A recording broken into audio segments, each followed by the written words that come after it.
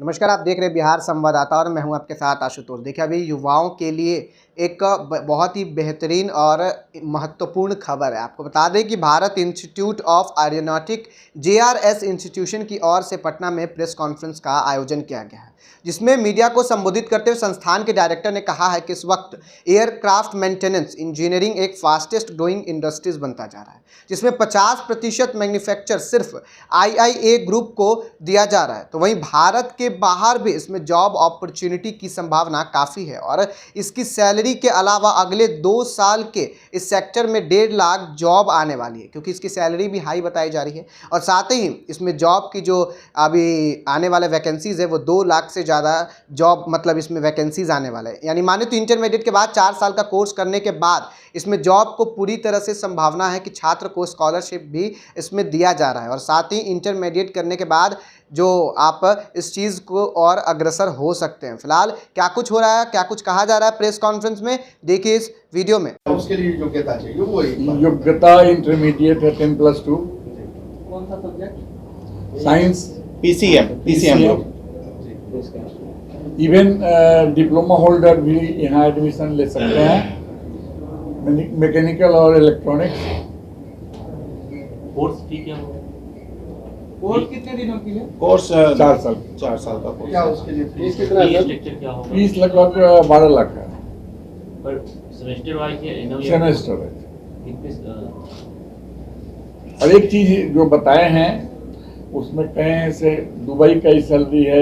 आप लोग कंफ्यूज मत कीजिए, ये जो लड़के हैं ये ग्लोबली ऑब्जर्व हो जाने वाले लड़के हैं। काहे कि हम लोग जिस क्षेत्र में हैं उसमें सबसे ऊपर है इंटरनेशनल सिविल एविएशन ऑर्गेनाइजेशन, और उसी में हम एक मेंबर हैं। तो जो वहाँ का मेंबर होता है 192 कंट्री मेंबर है, उनका एक ही स्टैंडर्ड माना जाता है। इसलिए इसका जो लाइसेंस यहाँ मिलेगा वो वैल्यू उसका वहाँ भी होगा।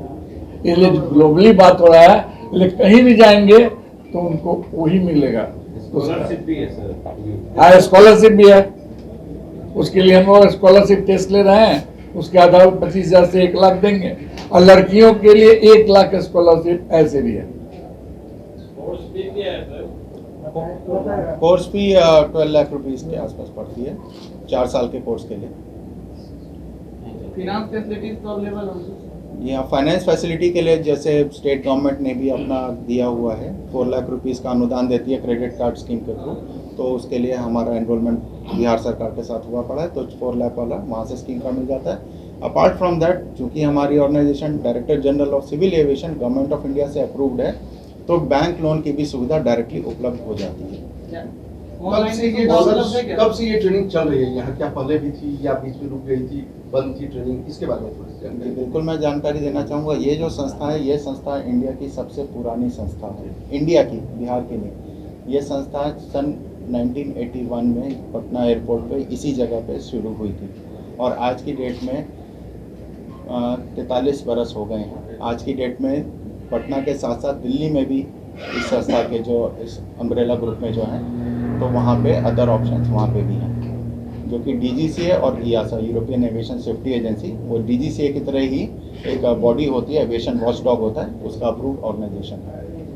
इसके साथ में हमारी संस्था का एयरबस जो सबसे मेजर एयरक्राफ्ट मैन्युफैक्चरर है दुनिया का, बोइंग के साथ साथ, उसके साथ में हमारा ट्रेनिंग टाई अप भी है, ट्रेनिंग अरेंजमेंट भी है, एयरबस कॉम्पिटेंस ट्रेनिंग है। और ये जो अरेंजमेंट है, this is exclusive in south Asia.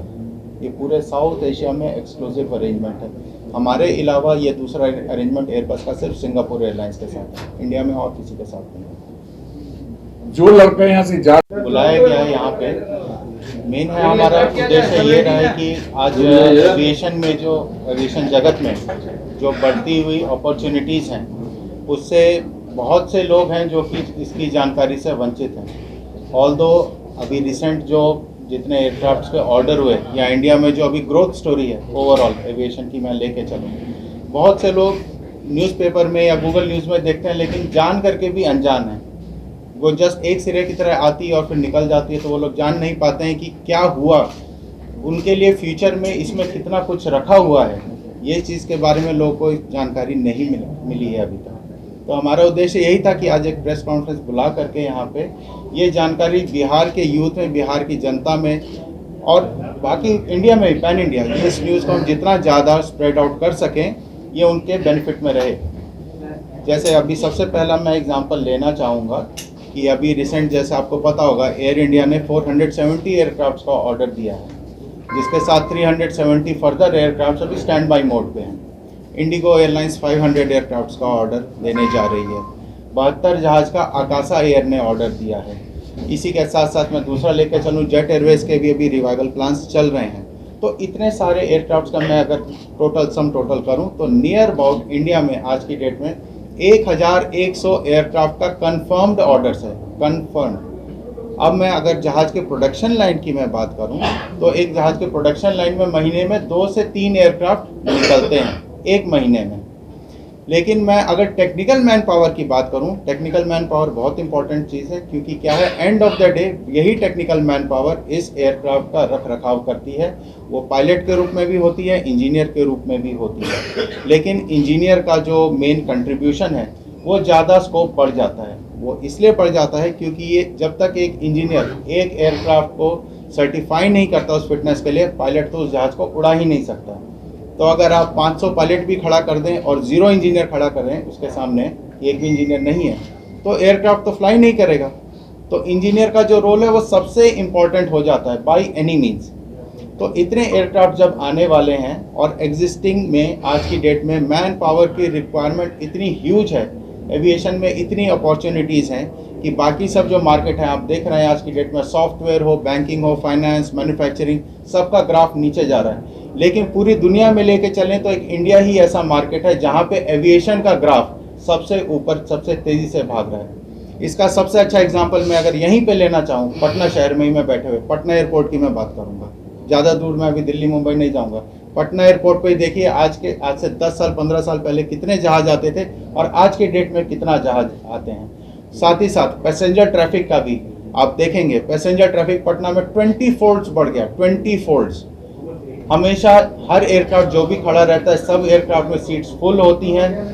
एक एयरक्राफ्ट निकलता है, दूसरा खड़ा रहता है। कई बार तो इतनी भीड़ भी लगी होती है कि एयरक्राफ्ट रनवे पे ही खड़ा रह जाता है, उसको एप्रन में पार्किंग की जगह तक नहीं मिलती है।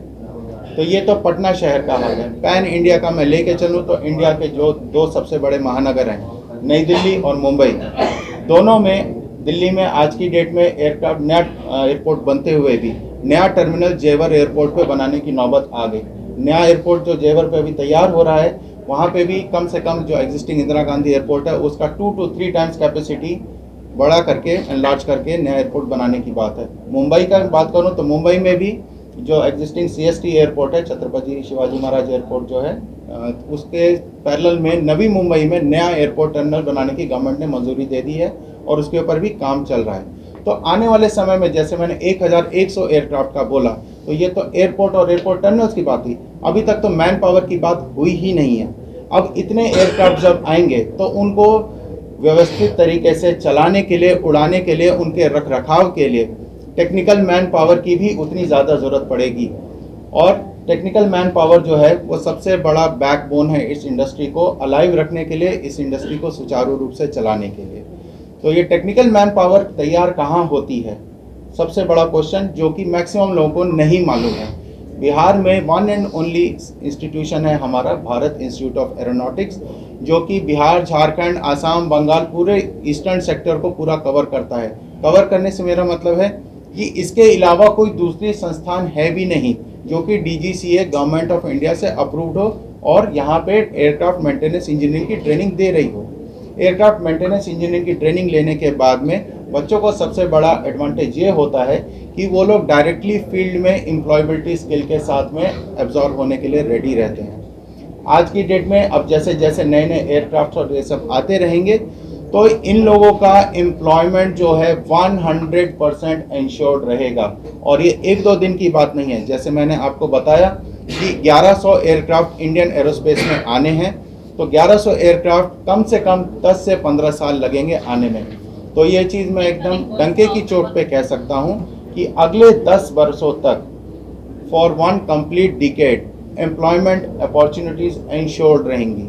जहाँ तक पे स्केल की मैं बात करूँ, एयरक्राफ्ट मेंटेनेंस इंजीनियर का जो पे स्केल होता है वो किसी भी प्रोफेशन में इतना पे स्केल नहीं दिया जाता है। अगर मैं सरकारी आंकड़े पे भी मैं बात करूं तो एक एयरक्राफ्ट मेंटेनेंस इंजीनियर जो कि एयर इंडिया इंजीनियरिंग, मैं एयर इंडिया की नहीं बात करूंगा, air India engineering services limited जो कि गवर्नमेंट ऑफ इंडिया के अंडर में है, उसमें एक बोइंग और एयरबस का जो इंजीनियर होता है उसकी मिनिमम स्टार्टिंग सैलरी जो होती है 2 से 2.5 लाख रुपए पर मंथ स्टार्टिंग, ये शब्द ध्यान रखिएगा, स्टार्टिंग सैलरी 2 से 2.5 लाख रुपए पर मंथ होती है। और आने वाले समय में आगे जैसे हम बढ़ते जाते हैं तो उसकी सैलरी और आगे इंक्रीमेंट होता जाता है। इतना इंक्रीमेंट का है कि इसमें स्काई इज द लिमिट तक बोला जाता है। अब अगर मैं इंटरनेशनल लेवल पे बात करूं, सिंगापुर, दुबई या दूसरे मार्केट की, जहां जो कि एविएशन के हब बोले जाते हैं अपने आप में, सरकार ने कहा है, नारा भी लगाया है, बेटी पढ़ाओ बेटी बचाओ। तो उसके तहत हम लोग यहाँ लड़कियों को 1 लाख रुपए स्कॉलरशिप तक देते हैं, फ्री 1 लाख का स्कॉलरशिप मिलता है लड़कियों को। बिहार सरकार के द्वारा जो स्टूडेंट क्रेडिट कार्ड स्कीम है वो भी मिलता है। उसके अलावा फिर बैंक से भी, तो लोन है ना, बैंक से भी आप लोन ले सकते हैं। हम लोग का अप्रूव्ड है ऑर्गेनाइजेशन, किसी भी बैंक से आप लोन ले सकते हैं। तो अभी आपने सुना संस्थान के जो डायरेक्टर हैं वो प्रेस कॉन्फ्रेंस को संबोधित करते हुए नजर आ रहे हैं। उन्होंने साफ साफ कह दिया है कि जो भी इंस्टीट्यूट में इसमें जॉब अपॉर्चुनिटी जो है और जो अभी वैकेंसीज है वो काफ़ी आने वाली है, तो युवाओं के लिए और छात्रों के लिए ये काफ़ी अच्छा खबर निकल के सामने आ सकता है। फिलहाल ऐसी तमाम खबरों को जानने के लिए देखते रहें बिहार संवाददाता। अगर चैनल को सब्सक्राइब नहीं किए तो चैनल को सब्सक्राइब भी कर लीजिए और वीडियो को लाइक करना ना भूलें। धन्यवाद।